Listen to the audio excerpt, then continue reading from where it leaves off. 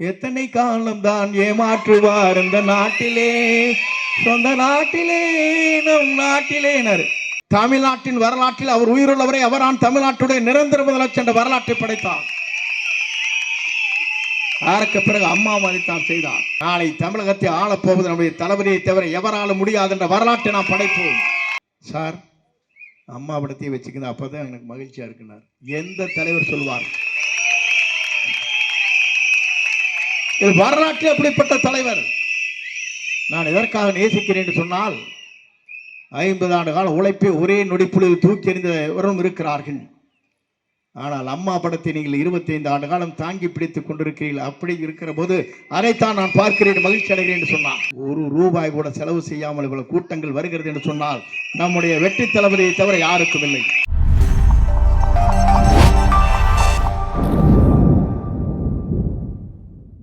அடுத்ததாக பேச இருப்பவர், அவருக்கு இன்ட்ரோடக்ஷனே வேணாங்க. ஏன்? அதிகாரம் கையில இருந்தாலும் அகந்தை இல்லாதவர், பதவி உயர்ந்தாலும் பணிவு குறையாத ஒரு மனிதர், நமக்கெல்லாம் ஒரு அரசியல் ஆசானாக, அரசியல் களத்திலேயே அனுபவம் மிக்கவராக இருக்கும் எங்களின்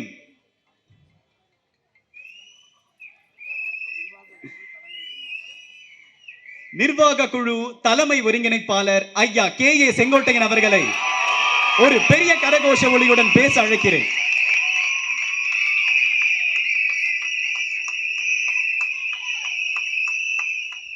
இணைய நிகழ்ச்சியின் தலைமை பொறுப்பை ஏற்று இந்த நிகழ்ச்சிக்கு பெருமை சேர்த்து வருகிற சென்னை வடக்கு மேற்கு மாவட்டத்தினுடைய கழகத்தின் செயலாளர் என் அன்பிற்கினிய சகோதரர் MTC தனிகா அவர்களை சிறந்த நிகழ்ச்சியிலே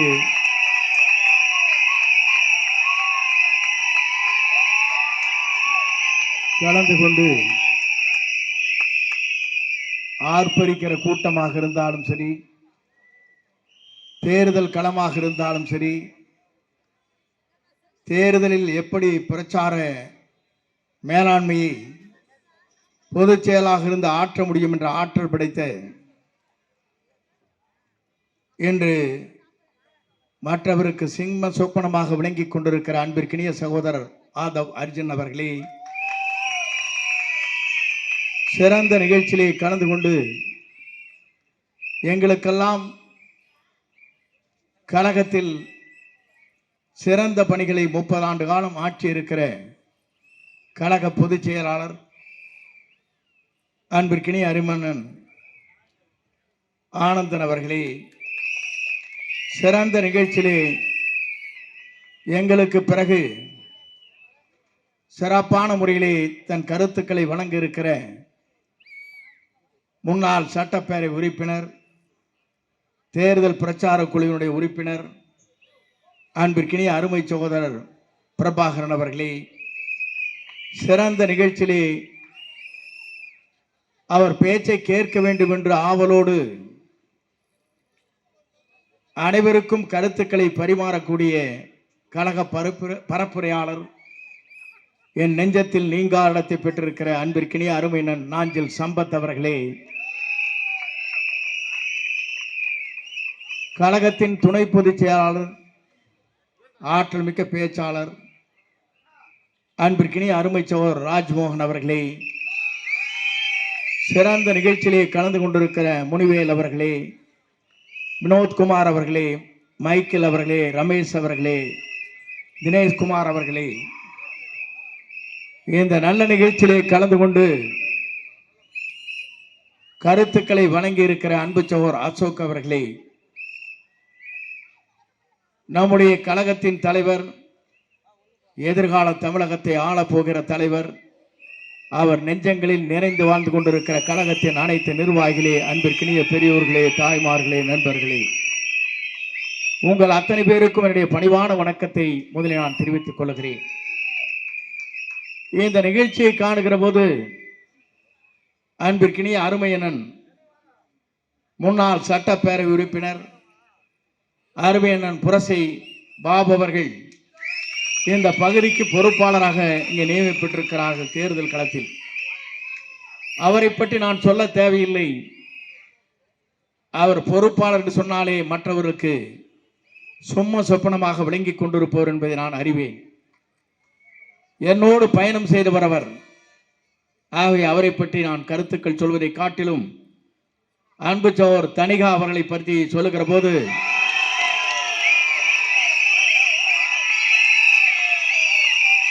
நான் போக்குவரத்து கழகத்துடைய அமைச்சராக இருக்கிற போது தணிகா அவர்கள் என்டிசியிலே முதல் காலடி வைத்தார்கள். இன்றைக்கும் நான் பார்க்கிறேன், சிறந்த பண்பாளர், உழைக்கக்கூடியவர், உங்களை நேசிக்கக்கூடியவர் என்பதை நான் அறிவேன். அவருக்கு என்னுடைய பாராட்டையும் நன்றியும் நான் தெரிவித்துக் கொள்கிறேன். ஏனே சொல்லுகிறேன் சொன்னால் 20 ஆண்டு காலம் இந்த இயக்கத்திற்காக தன்னை அர்ப்பணித்தவர். நாங்களெல்லாம் இப்போது உங்களோடு இணைந்திருக்கிறோம். ஏனென்று சொன்னால் புரட்சி தலைவரோடு 1972 எங்கள் பயணங்களை துவங்கினோம். 77 26 வயதிலே சட்டமன்ற உறுப்பினராக நான் தேர்ந்தெடுக்கப்பட்டேன். 9 முறை சட்டமன்ற உறுப்பினராக பவனி வருகிற போது ஒரே மணித்துளி என்னை தூக்கி எறிந்து விட்டார்கள். தாக்கி பிடித்தவர் தான் நம்முடைய தளபதி என்பதை நான் அறிவேன். ஏன் இதை சொல்லுகிறேன் சொன்னால், அடையாளம் தெரியாதவர்களை அடையாளம் காட்டி என்னை எப்படி பயணப்படுத்தினார்கள் என்பது நம்ம அறிவோம். இங்கே அன்பிற்கினிய சகோதரர் இங்கே சொல்லுகிற போது சொன்னார்கள், நம்முடைய ஆதவ அர்ஜுனை பற்றி சொன்னார்கள். என்னை பொறுத்தவரையிலும் தலை சிறந்த தலைவராக திரைப்படத்தில் விளங்கியவர் போற்றல்குடிய ரஜினி அவர்கள். நான் அவரை பற்றி சொல்ல வேண்டும் என்று சொன்னால் 2019 நான் கல்வித்துறையில் பல்வேறு மாற்றங்களை உருவாக்குற போது அவர் ஒரே வரியை சொன்னார், தமிழ்நாட்டில் சிறந்த கல்வித்துறை அமைச்சர் என்று பாராட்டினார். நான் எதற்காக இதை சொல்லுகிறேன் சொன்னால், திறந்த மனது அவரிடத்திலே இருக்கிறது, மனிதநேயம் அவரிடத்திலே இருக்கிறது, நேர்மையை பாராட்டுகிற சக்தி அவரிடத்திலே இருக்கிறது என்பதை என்னால் காண முடிந்தது. அப்படிப்பட்ட தலைவரை பற்றி இங்கே சில பேர் சில கருத்துக்களை சொல்லிக் கொண்டிருக்கிறார். எங்களை பொறுத்தவரையிலும் போற்றக்கூடியவர், பாராட்டக்கூடியவர், வாழ்த்தக்கூடியவர் என்பதை நான் இந்த நேரத்திலே தெரிவித்துக் கொள்கிறேன். நான் அதற்கு மேலே ஒன்றை சொல்ல வேண்டும் என்று சொன்னால், எல்லோரும் இன்றைக்கு நினைக்கிறார்கள், நாளை தமிழகத்தை ஆளப்போகுவர் யார், நாளை தமிழகத்தில் உங்களால் ஆளப் போகின்றவர்தான் நம்முடைய தளபதி என்பதை நான் நாட்டு மக்கள் அனைவரும் உணர்ந்து கொண்டிருக்கிறார். நான் இதை சொல்வதற்கு காரணம், எல்லோரும் சொன்னார்கள், கூட்டணியிலேயே நீங்கள் என்ன செய்ய போவீர்கள் என்று கேட்டார்கள். 1972 இந்த இயக்கத்தை புரட்சி தலைவர் துவங்குகிறார். 77 தேர்தல் களத்தில் இருக்கிறார். பொது தேர்தலில் நிற்கின்ற போது எல்லோரும் சொன்னார்கள், திராவிட முன்னேற்ற கழகத்தை சார்ந்தோர் மற்றவரும் சொன்னார்கள், இது திரைப்படத்தை போல 100 நாள் தான் ஓடும் என்றார். ஆனால் தமிழ்நாட்டின் வரலாற்றில் அவர் உயிருள்ளவரை அவரான் தமிழ்நாட்டுடைய நிரந்தர முதலமைச்சர் என்ற வரலாற்றை படைத்தார்.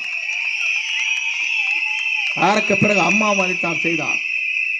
இன்றைக்கு சில பேர் சொல்லுகிறார்கள், நாளை தமிழகத்தை ஆளப்போவது நம்முடைய தளபதியை தவிர எவராலும் முடியாது என்ற வரலாற்றை நாம் படைப்போம். இருக்கிற நண்பர்கள் சொல்கிறார்கள், நான் கேட்கிறேன், இந்திய நாட்டின் வரலாற்றில், தமிழகத்தின் வரலாற்றில் நம்முடைய தலைவர் தலைமை தாங்கி பொறுப்பேற்றதற்கு பிறகு அவர் இருக்கும் வரை தமிழ்நாட்டின் நிரந்தர முதலமைச்சர் வரலாற்றை படைக்கிற தலைவராக திகழ்வார். அதை யாராலும் மாற்றி காட்ட முடியாது. நான் எதற்காக சொல்கிறேன் சொன்னால், ஆண்டவர்கள் ஆண்டு கொண்டிருப்பவர்கள் ஒரு தூய்மையான ஆட்சியை தமிழகத்திலே தர வேண்டும் என்பதுதான் அவருடைய லட்சிய பயணமாக இருந்து கொண்டிருக்கிறது. இந்த லட்சிய பயணம் எப்படி நாட்டு மக்கள் என்று கேட்டுக் கொண்டிருக்கிறார் சொன்னால், இந்திய நாட்டின் வரலாற்றில், தமிழகத்தின் வரலாற்றில் ஒரு தூய்மையான ஆட்சி நடைபெற வேண்டும் என்பதுதான் நம்முடைய ஆசை. ஆனால் அதே நேரத்தில் நாம் எண்ணி பார்க்கிறோம், தலைவரை பார்க்கிறோம், அம்மாவை பார்க்கிறோம். நான் இன்றைக்கு தளபதியை காணுகிறேன். நான் இன்றைக்கு சொல்வதற்கு காரணம், எத்தனையோ தலைவரிடத்திலே நான் பழகி இருக்கிறேன். நான் உங்களிடத்தை ஒன்றை சொல்ல விரும்புகிறேன், அவருடைய மனிதநேயம் எப்படி இருக்கிறது என்பதற்கு. நான் அம்மா படத்தை தான் வைத்துக் கொண்டிருக்கிறேன். நான் என்ன செய்வது என்று நினைத்து வேலூர் பொதுக்கூட்டத்திலே அவர் பேசுவதற்கு முன்னால் அம்மா படம், அவர் வணங்கி கொண்டிருக்கிற படம், தலைவர் படத்தை வைத்து நான் வேலூர் கூட்டத்திலே சென்ற போது அவர் அதை எண்ணிப்பாக கவனித்து விட்டார். அடுத்த நாள் என்னை அழைத்தார் தனியாக. சார், அம்மா படத்தை வச்சுக்கிறது, அப்பதான் எனக்கு மகிழ்ச்சியா இருக்குனார். எந்த தலைவர் சொல்வார்? இது வரலாற்றில் அப்படிப்பட்ட தலைவர். நான் எதற்காக நேசிக்கிறேன் என்று சொன்னால், 50 ஆண்டு கால உழைப்பை ஒரே நொடிப்புள்ளில் தூக்கி எறிந்தவரும் இருக்கிறார்கள். ஆனால் அம்மா படத்தை நீங்கள் 25 ஆண்டு காலம் தாங்கி பிடித்துக் கொண்டிருக்கிறீர்கள். அப்படி இருக்கிற போது அதைத்தான் நான் பார்க்கிறேன், மகிழ்ச்சி அடைகிறேன் என்று சொன்னான். நான் எதற்காக நீ சொல்கிறேன் சொன்னால், உங்களுக்கு தெரியாத ஒன்றல்ல, தனிகா பல ஆண்டுகளாக என்னோடு பழகியவர். நான் இன்றைக்கு பார்க்கிறேன். ஏனென்று சொன்னால் அவருடைய உழைப்பவருக்கு உயர்வு கிடைத்திருக்கிறது. இங்க உழைத்துக் கொண்டிருக்கிற நீங்கள் அத்தனை பேரும் பொறுப்பில் இருக்கிறீர்கள். ஆனால் இன்றைக்கு வியாபாரம் நடைபெற்றுக் கொண்டிருக்க ஒரு புறத்தில் இதை தகர்த்திருக்கிற சக்தி ஆரிடத்திலே இருக்கிறது என்றால், தமிழ்நாட்டிலே ஒரே தலைவருக்கு தான் இருக்கிறது. அதுவும் நம்முடைய தூய தலைவராக இருக்கிற தளபதிக்கு மட்டும்தான். இது யாராலும் மாற்றி காட்ட இயலாது. எப்படி நல்லாட்சியை தமிழகத்தில் நடத்த வேண்டும் என்று சிந்தித்துக் கொண்டிருக்கிற தலைவர், மற்றவர் எப்படி நேசிக்க வேண்டும் என்கிற தலைவர், அறுபட்டமில்லை இங்கே இருக்கின்றவர் சொல்லுகிறார்களே, நான் இன்னைக்கு கேட்கிறேன், நான் எங்கே சென்று கொண்டிருக்கிறது என்பதை நீங்கள் எண்ணி பார்க்க வேண்டும்.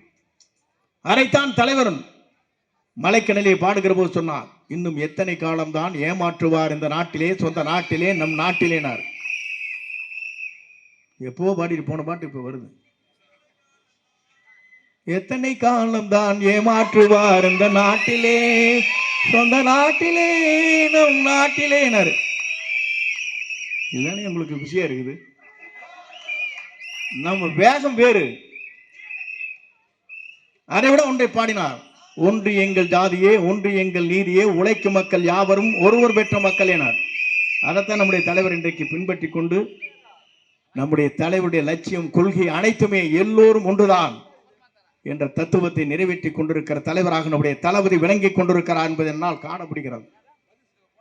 நான் எதற்காக சொல்கிறேன் சொன்னால், எல்லா ஆட்சியிலும் பார்த்தாகி இருக்கிறது.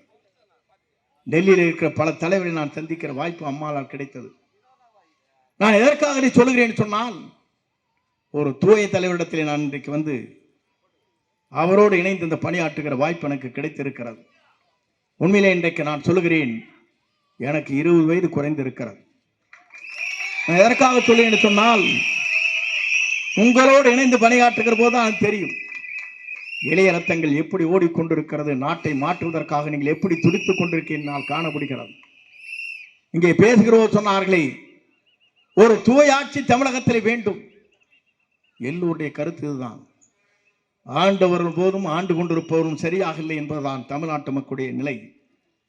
எல்லோரும் சொல்லுகிற கருத்து ஒன்றுதான். பொருளாதாரத்தில் இன்றைக்கு தமிழகம் பின்தங்கிக் கொண்டிருக்கிறது. இன்றைக்கு தமிழகத்தை பொறுத்தவரை சட்ட ஒழுங்கு சரியாக இல்லை, பெண்களுக்கு பாதுகாப்பு இல்லை, பாலியல் குற்றங்கள் நடைபெறுகிறது. இங்கே குழந்தைகள் கூட நடமாட முடியாமல் தடுமாறி கொண்டிருக்கிற, பள்ளிக்கு செல்கிற குழந்தைகளுக்கு கூட போதைப் பொருட்கள் கிடைக்கிறது. இதை முறியடிக்கிற சக்தி ஆரிடத்திலே இருக்கிறது சொன்னால், மே மாதம் தேர்தல் முடிவு அறிவிக்கின்ற போது அவர்தான் தமிழ்நாட்டின் நிரந்தர முதலமைச்சர் என்ற வரலாற்றை படைக்கிற போதுதான் அது உருவாகும். நான் எதற்காக சொல்லுகிறேன் சொன்னால், ஏப்ரல் மாதம் நம்முடைய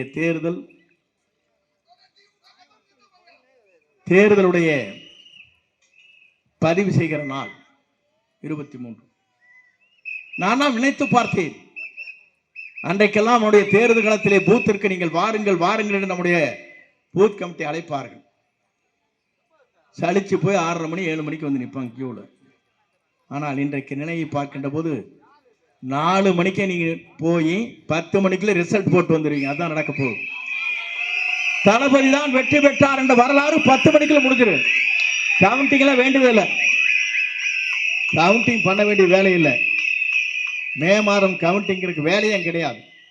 10 மணிக்குள்ள ரிசல்ட் நமக்கு தெரிஞ்சிரு. நம்முடைய வெற்றி கழகத்துடைய தலைவர், வெற்றி தளபதி தலைவராக வருவார். அதை யாராலும் மாற்றி காட்ட முடியாது என்ற வரலாறு படைக்கப்படும். நான் உங்க வேகத்திலும் பார்க்க எனக்கே பயமா இருக்கு.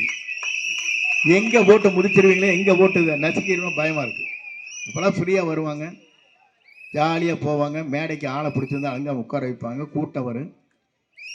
கூட்டத்தில் இருக்கிற எல்லாருமே கடைசியில் இறுதியா பேசுற போது ஒருத்தர் இருக்க மாட்டோம், சேரை எண்ணி பார்த்துக்க வேண்டியதான். ஆனால் அதற்கு 1 கோடி ரூபாய் செலவாகிறது.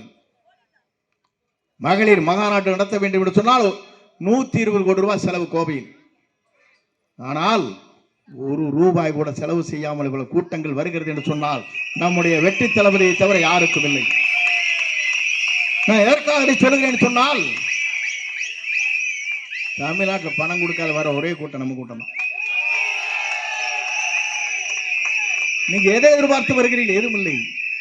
நாடு நலம் பெற, நாட்டு மக்கள் நலம் பெற, இளைஞருடைய எதிர்காலத்தை மனதிலே கொண்டுதான் நல்லாட்சி தமிழகத்திலே மலர வேண்டும் என்ற நோக்கத்தோடு தான் நீங்கள் நல்லெண்ணத்தோடு இங்கே பயணத்தை மேற்கொண்டிருக்கிறீர்கள்.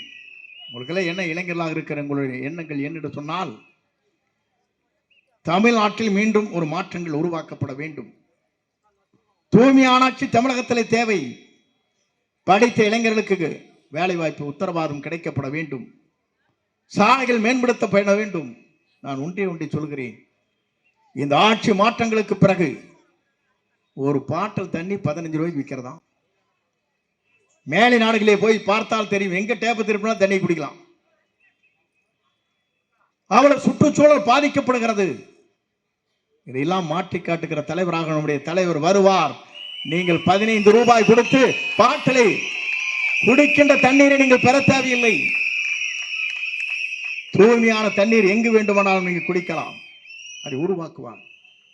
அது மனது அவரிடத்திலே இருக்கிறது. அந்த தூய மின்னம் அவரிடத்திலே இருக்கிறது. நான் இதெல்லாம் சொல்வதற்கு காரணம், நான் பல தேர்தலை சந்தித்து விட்டு பல தலைவரோடு பேசிவிட்டு பல ஆண்டுகள் 45 ஆண்டு காலம் முருடி வருவதற்கு பிறகு உங்களை சந்திக்கிற வாய்ப்பு எனக்கு கிடைத்திருக்கிறது. உண்மையிலே இளைஞர்களாக இருக்கிற நீங்கள் எதிர்காலத்தை நோக்கி உங்கள் பயணங்களை மேற்கொள்கிறீர்கள். சிறந்த ஆட்சியை தமிழகத்திலே தர வேண்டும் என்று துடித்துக் கொண்டிருக்கிறீர்கள். ஏழையின் கண்ணீர் துடைக்கப்பட வேண்டும் என்று நீங்கள் எண்ணுகிறீர்கள். ஏழையின் கண்ணீர் மட்டுமல்ல, பெண்களுக்கு முழு பாதுகாப்பு அளிக்கப்பட வேண்டும் என்று கருதுகிறீர்கள். நானை குறிப்பிடுவதற்கு காரணம், சுதந்திரம் பெற்றவுடனே அண்ணல் காந்தி ஒன்றை சொன்னார்.